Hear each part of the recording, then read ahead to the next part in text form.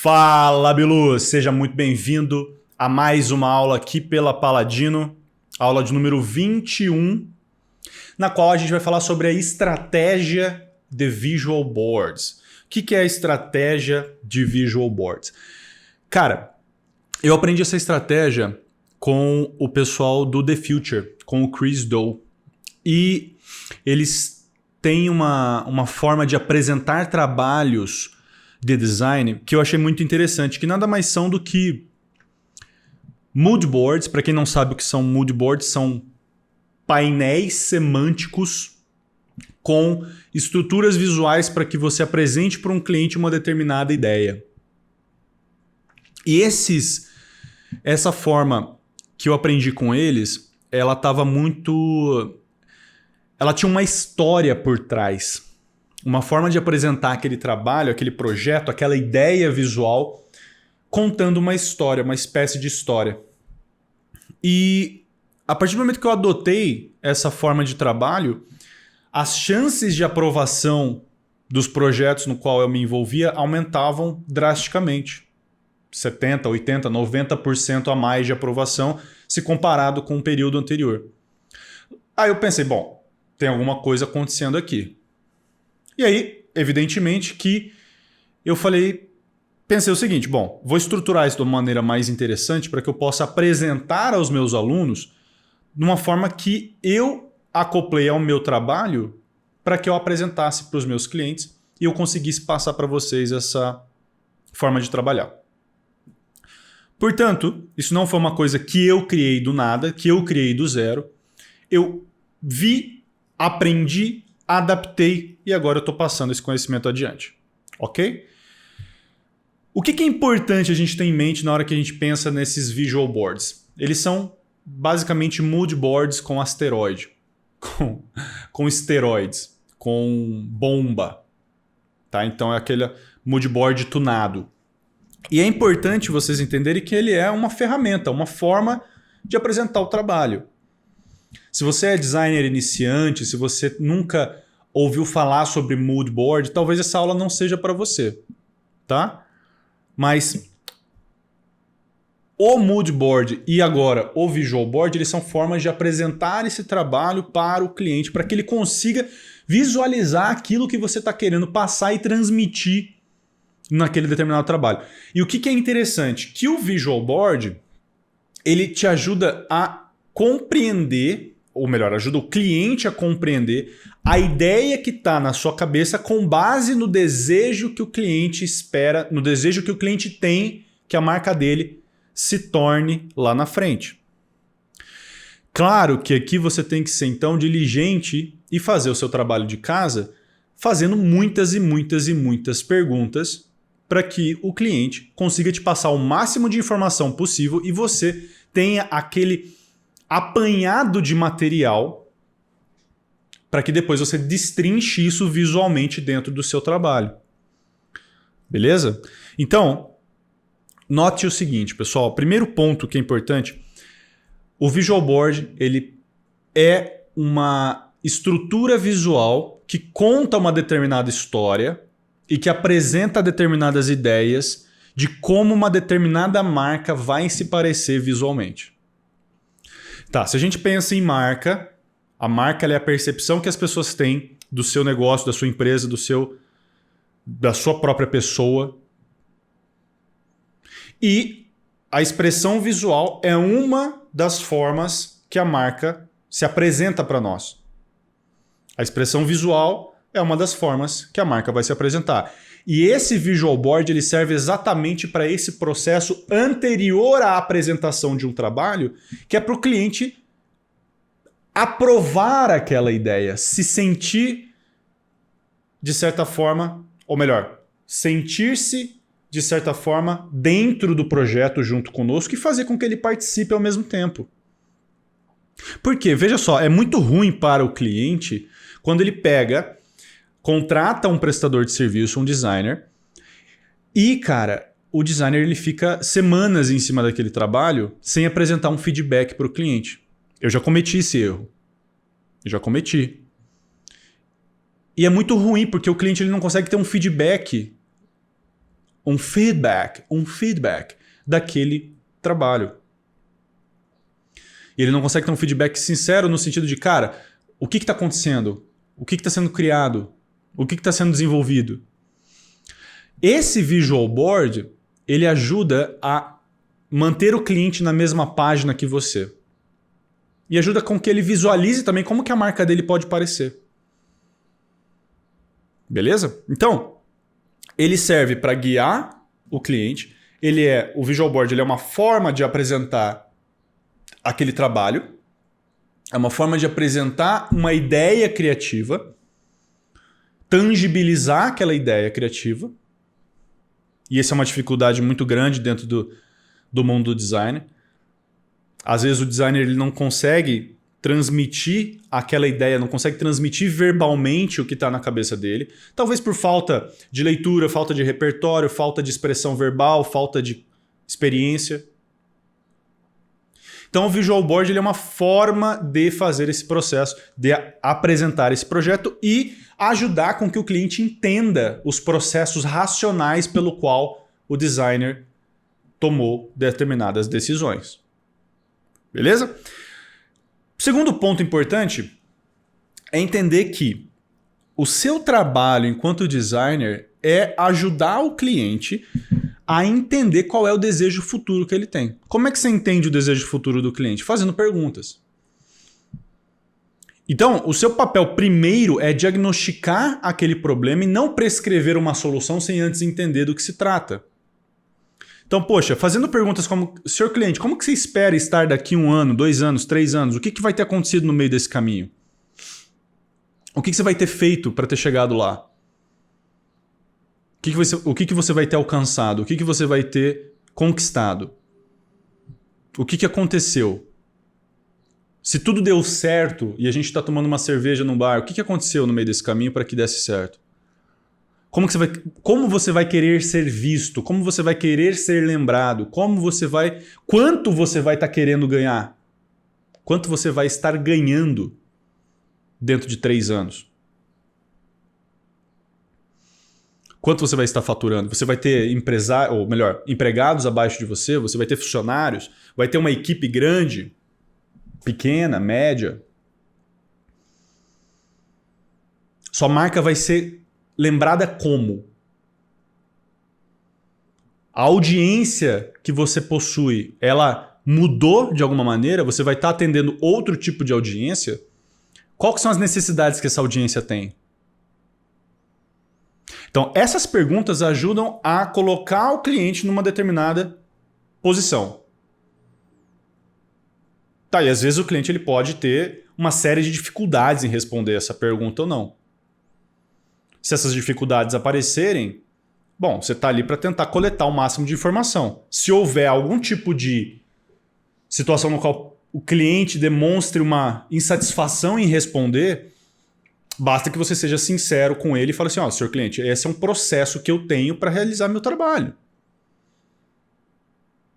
Há algum problema em você responder essas perguntas? Há alguma coisa que eu estou sentindo uma certa hesitação na sua voz ou na sua escrita para responder essas questões? Geralmente não tem esses problemas, tá, pessoal? Geralmente as pessoas se engajam nesse processo e, claro, vai depender também da sua postura em como você passa recolhe essas informações, mas geralmente não há, eu pelo menos nunca presenciei nenhum problema nessa situação, nesse tipo de situação, tá? Nenhuma hesitação por parte do cliente ou algo assim. Então, descobrindo o desejo futuro do cliente, a gente já consegue ter uma espécie de norte para onde a gente vai. Tá bom, então o cliente está pensando que ele chegará ali, o meu processo, o meu trabalho, a minha função, então, é ajudá-lo a chegar nesse desejo futuro. E como é que eu faço isso? Desenvolvendo uma identidade que converse com esse desejo. Tá? Beleza. Inclusive, deixa eu fazer um parênteses aqui. Essa aula acho que ela vai ser bastante rápida, tá? Provavelmente a gente não vai passar muito tempo nessa aula, porque é uma técnica, uma forma de trabalho que visa ajudar vocês a desenvolver essa melhor apresentação dos seus projetos. Tá? E você pode fazer isso para qualquer tipo de projeto, viu, pessoal? Tanto na criação de uma campanha digital, tanto na criação de uma nova marca, tanto no design de uma página de vendas, não importa. Você pode usar esse processo para vários tipos de trabalho diferentes.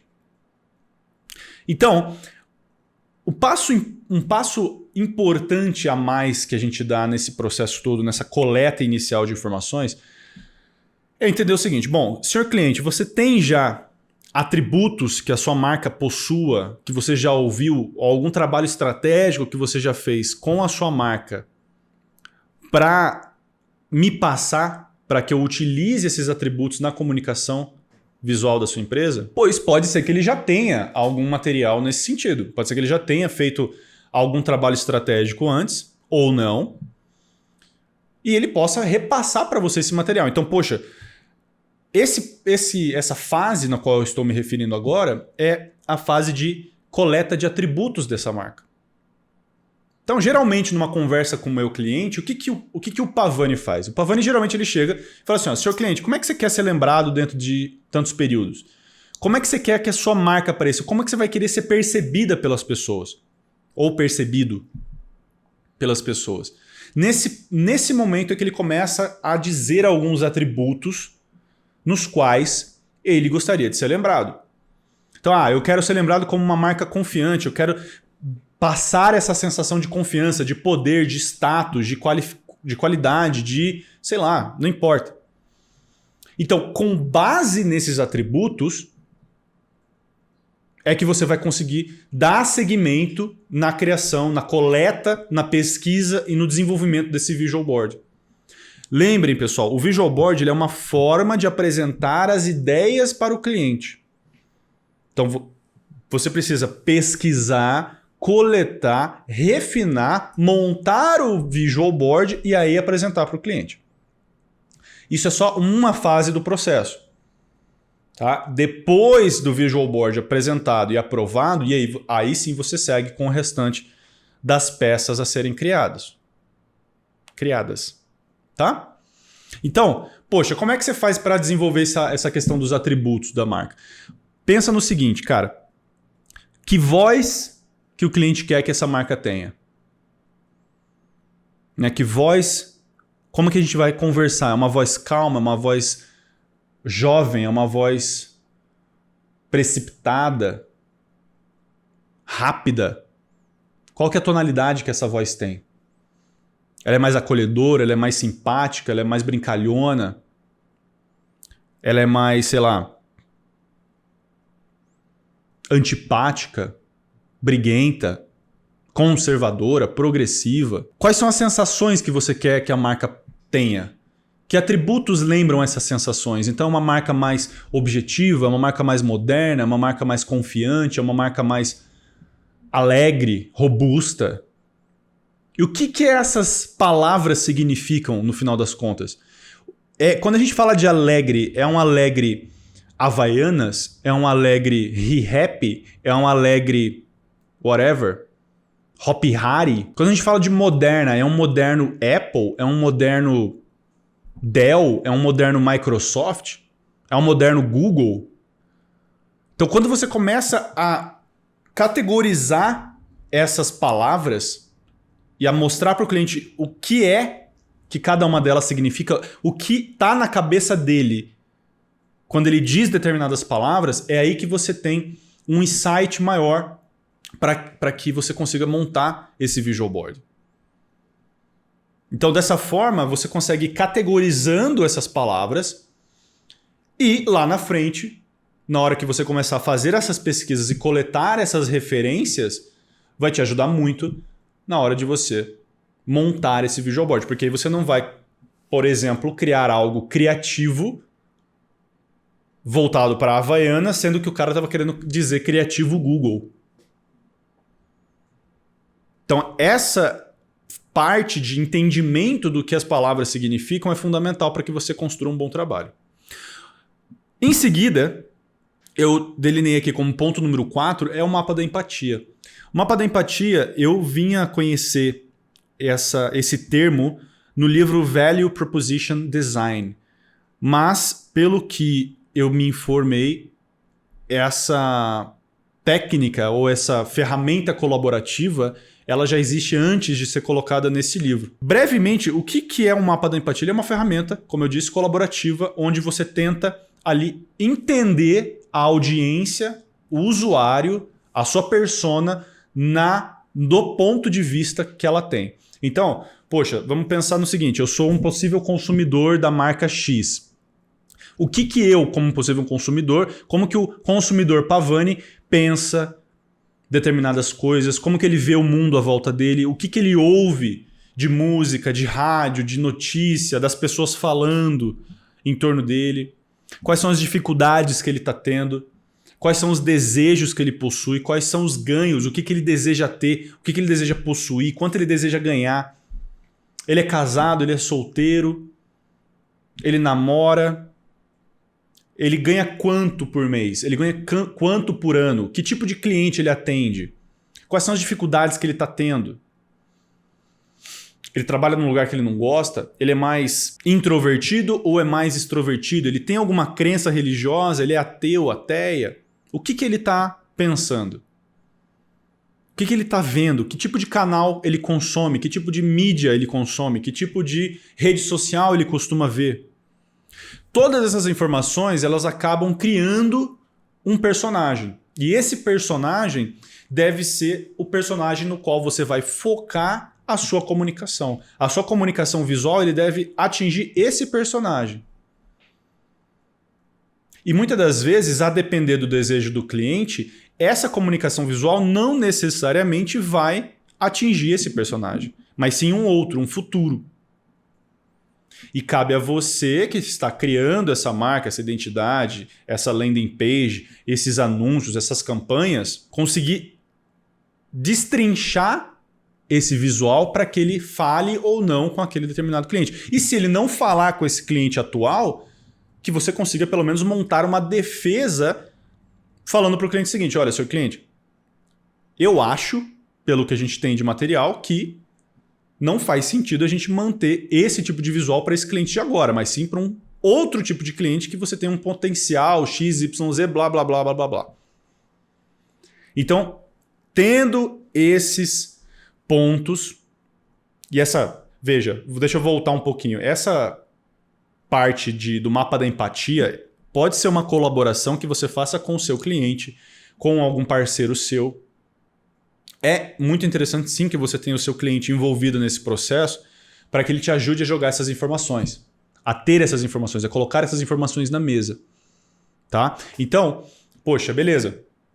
Coletou esse mapa da empatia, fez esse processo, tem lá a sua persona criada, coloque um rosto para essa persona, busque uma imagem que simbolize essa persona criada, esse usuário, esse cliente em potencial, esse cliente atual. Se você achar que precisa criar mais personas, crie mais personas. Poxa, não é só esse tipo de cliente que a gente atende. A gente atende também uma parcela diferente, um cliente que está mais voltado para outra área da empresa. Aqui eu estou deixando bem abrangente esse tópico, justamente porque algumas empresas vão atender, sei lá, mulheres e homens. Então você pode ter metade do seu público mulher, metade do seu público homem. Se você roda uma pesquisa hoje nas redes sociais, você consegue ter uma noção muito mais abrangente. Então vamos supor que você está atendendo um expert que tem 500 mil seguidores dentro do Instagram. Você roda uma pesquisa dentro do e-mail desse cara. Esse cara tem uma base de 50 mil e-mails. Poxa, 50% respondeu que é mulher, 50% respondeu que é homem. Faz sentido criar uma persona só? Não, crie duas. Beleza? Então, criando essas duas personas, você consegue direcionar a sua identidade visual para que ela atenda ambos os sexos. Beleza? Atendendo ambos os sexos, você tem aí uma identidade visual que seja compatível com esse cliente. Então, não há uma decisão a ser tomada no sentido de, cara, a gente criou essa identidade, qual que é a maneira certa de criar essa identidade, por exemplo, esse visual board. Ele não tem uma maneira correta. No meio do processo, você vai identificando com o passar do tempo, com a sua experiência, você vai identificando quais elementos estão conversando com aquele público, aquela necessidade do cliente, aquele desejo futuro que ele tem. Então, às vezes você vai notar que o seu visual board ele está mais focado no desejo do seu cliente, não no público que ele está atendendo e nem que ele quer atender. Às vezes você vai fazer uma junção das duas coisas, tanto o público que ele quer atender quanto o desejo futuro que ele tem. É um equilíbrio entre esses pontos. É um equilíbrio entre esses pontos. Não é um jeito ou outro, não tem uma regra específica, não tem uma ABNT para isso. Beleza? Então, feito o mapa da empatia, qual que é o próximo passo? O próximo passo é você coletar as imagens. É o passo de pesquisa. Aqui eu gosto de separar por imagens, e essas imagens elas são muito variadas. E logo mais eu vou mostrar para vocês como que eu faço isso na prática, beleza? Imagens, tipografia e cor. Isso é o básico que você deve procurar, caso você queira seguir aqui fazendo o visual board. Isso é o básico. Imagem, tipografia e cor. Então, que tipo de imagem vai comunicar as ideias que a gente está querendo comunicar dentro do visual board? Que tipografia faz mais sentido para esse projeto? E que cores passam as sensações que nós estamos querendo passar? Aí, óbvio, depois disso, depois desses 3 itens essenciais, existem ilustrações, fotografias, cenários, design de interiores, arquiteturas, projetos arquitetônicos. Em seguida, o que você vai fazer? Em seguida, você vai coletar todos esses materiais e aí você pode passar aí, sei lá, metade de um dia fazendo toda essa curadoria ou até uma semana, a depender da extensão do projeto, da dificuldade desse projeto. Vai fazer essa curadoria. Se você for muito um designer amador, iniciante, você vai precisar de alguém acima de você que tenha mais experiência para fazer essa curadoria para você e te direcionar. Em seguida, você vai fazer a apresentação desse visual board para o seu cliente. Essa apresentação você pode fazer ela tanto de forma por vídeo, audiovisual, ou uma apresentação física, o que eu acho desnecessário nos dias de hoje. Você pode fazer uma apresentação via textual mesmo, escrever uma defesa dessa apresentação, ou não tem mais nenhuma outra opção, são essas mesmo, tá?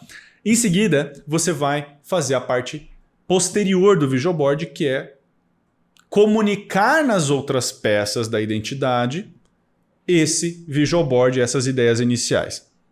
Tá? Esse foi um apanhado geral e agora eu quero mostrar para você como que isso se dá na prática, como que eu faço esse processo para categorizar essas informações, para separar essas referências e para montar o visual board. Estamos aqui agora no computador e eu quero mostrar para vocês como que funciona mais ou menos esse processo para que vocês tenham uma ideia mais aproximada aqui do que eu quero dizer. Tá? Então, ó, quando eu trago para o computador e começo a fazer essa pesquisa, eu tento separar nas seguintes informações. Ó. Primeiro, design de interior, expressão visual, gradientes, produtos, tipografia, cores, texturas, fotografias, ilustrações, formas, logos, web e layout. Eu gosto de separar dentro dessas categorias. E dentro de cada uma delas, eu vou separando aqueles trabalhos, aqueles projetos que eu acho que tem uma maior identificação com aquilo que eu quero criar. O que eu sabia desse projeto em questão? Que os atributos que eu gostaria de trabalhar eram credibilidade, força, traz resultados ou resultados, confiança, percepção de valor, qualidade e imponente. Eu não vou mostrar para vocês o resultado desse visual board, porque ele ainda está em processo de aprovação. Mas eu posso mostrar o de um outro cliente, na qual a gente já aprovou e já foi finalizado o trabalho, e que ficou bastante legal, bastante interessante esse processo. Eu tenho aqui, ó, o cliente chama Insigne, e para a Insigne a gente fez diferentes visual boards. Então note o seguinte, que aqui a gente adiciona, a gente coloca nesses visual boards vários elementos que vão transmitir a ideia que aquele nome possui.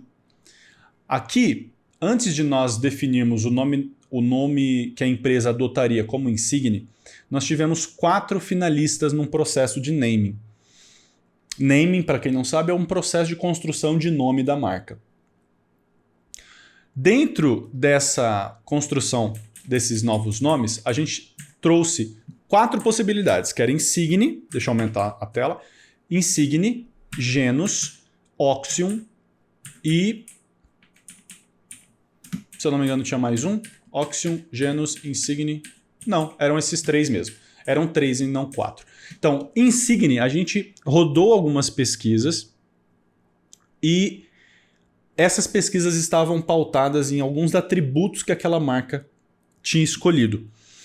Então, quando a gente comparava ela com relação aos atributos que estão em tela, então resolutivo, complicado, confuso, direto, maduro, jovem, líder, seguidor, estático, dinâmico, duvidoso, seguro, responsável, aventureiro, a gente tinha aqui os seguintes resultados. E aí, claro que dentro dessa apresentação, e enquanto a gente colocava essa apresentação para o cliente, a gente defendia e explicava o que cada uma dessas...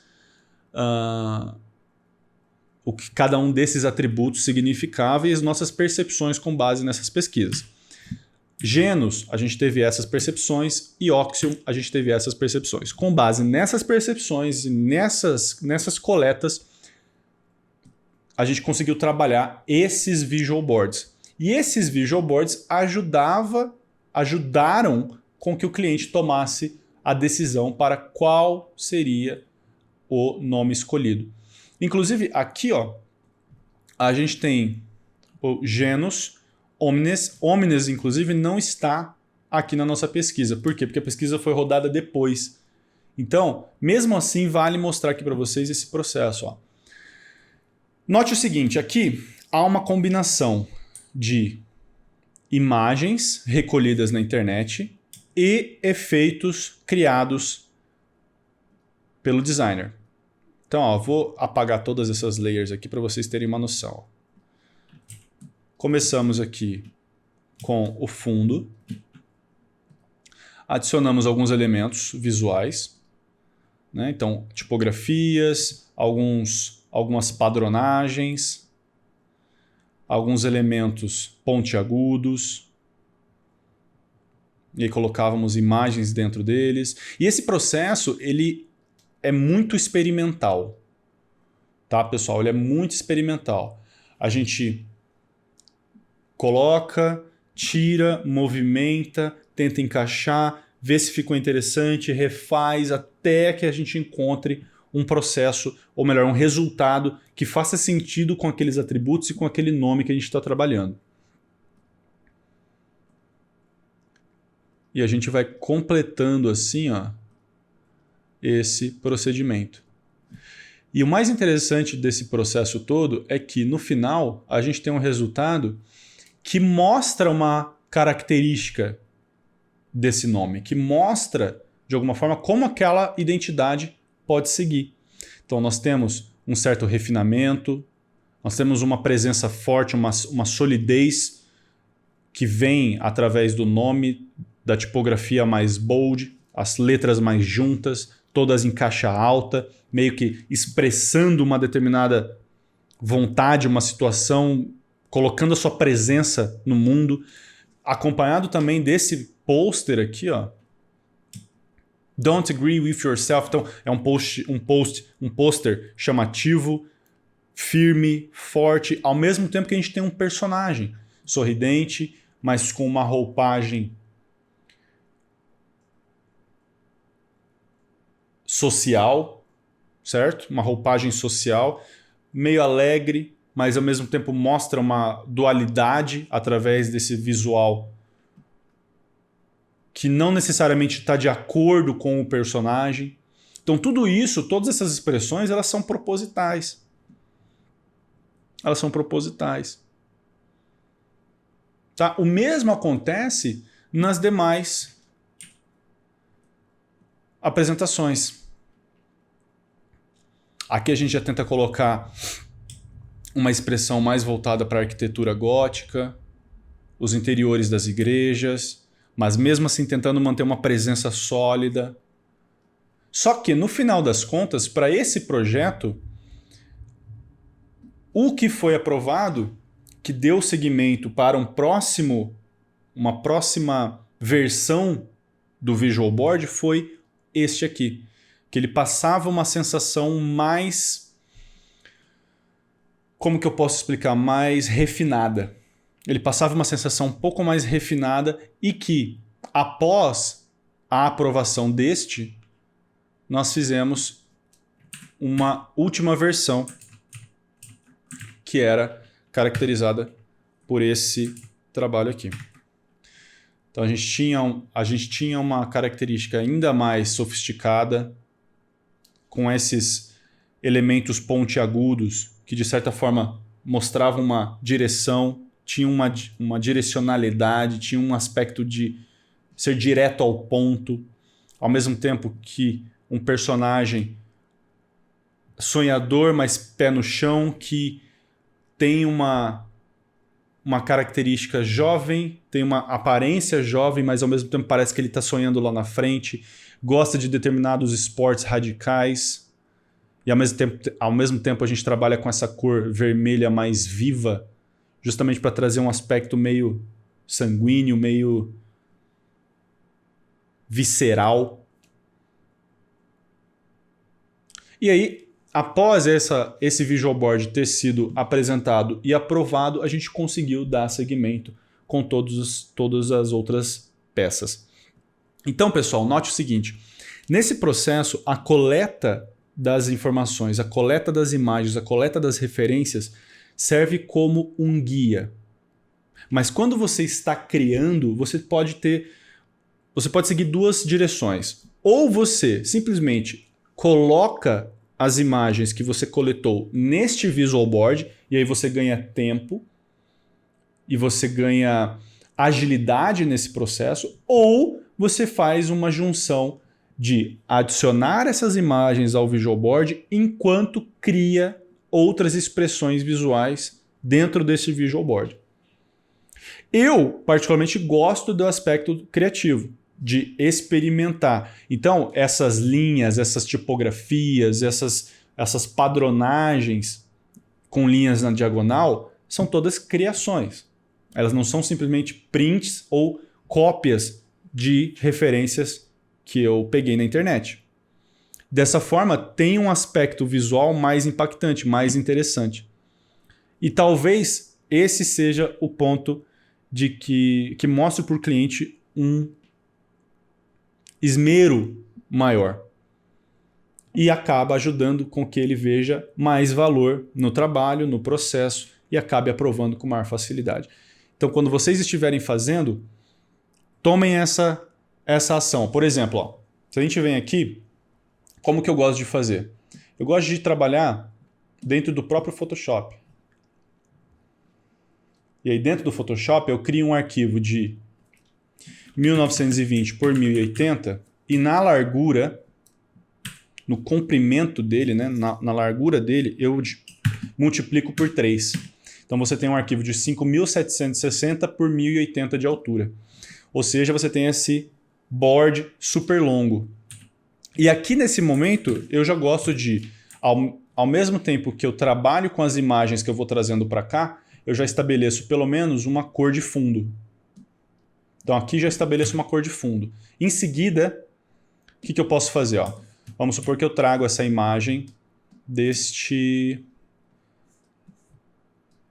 interior aqui. Ó. Eu vou simplesmente fazer um print, dou Ctrl C, venho aqui e dou Ctrl V.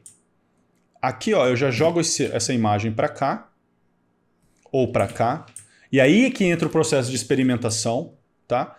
Porque aqui ó, eu já coloco essa imagem aqui. Bom, o que pode combinar com essa imagem? Eu tenho ângulos retos, eu tenho esse quadro aqui acima, deixa eu diminuir aqui, eu tenho esses quadros aqui, ó, que já me mostram uma ordenação, um padrão, eu já posso utilizar esses elementos aqui como referência para que eu crie alguma expressão visual.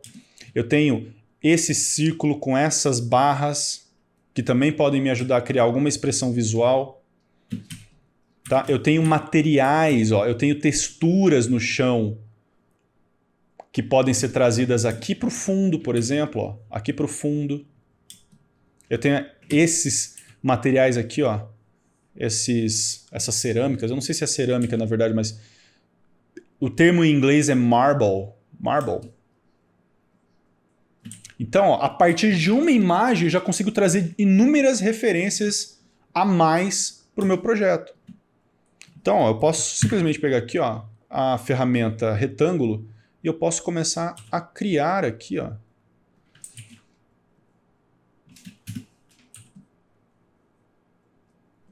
esse tipo de linha. Ó. E eu não me preocupo muito com grid. Eu gosto muito de quebrar o grid e de quebrar as regras e as convenções. Então, ao mesmo tempo que eu estou experimentando, eu estou trazendo o seguinte. Eu estou trazendo significados para essa composição. O que a linha grossa significa? Ela pode significar uma compressão de informação, ela pode significar um enquadramento. Então, se eu coloco um enquadramento, se eu coloco esse retângulo aqui, e por que eu estou usando um retângulo e não um quadrado? Por que essa espessura e não outra? Por que essa cor e não uma outra? Todas essas informações, cara, elas servem como guia para você criar a sua peça. Isso aqui nada mais é do que você exercer o seu papel de designer.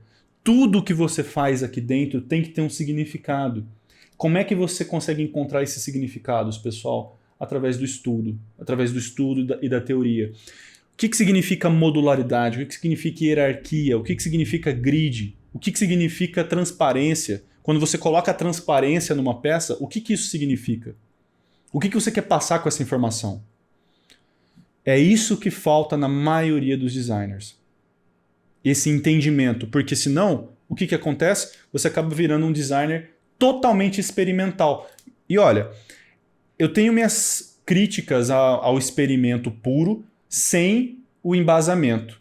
Ou seja, eu estou aqui só movimentando pixels na tela. Enquanto eu for somente um movimentador de pixels, um arrastador de pixels, meu trabalho não tem valor. Porque o cliente chega até você e fala assim, não gostei. E aí o que você faz?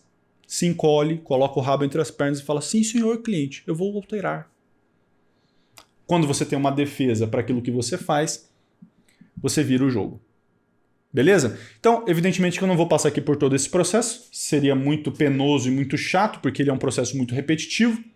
Mas, com esses pequenos exemplos, eu já consigo mostrar para vocês como que a gente sai disso aqui para algo assim. Beleza? Espero que vocês tenham gostado dessa aula. Eu vejo vocês numa próxima. Forte abraço. Fiquem com Deus. Até mais.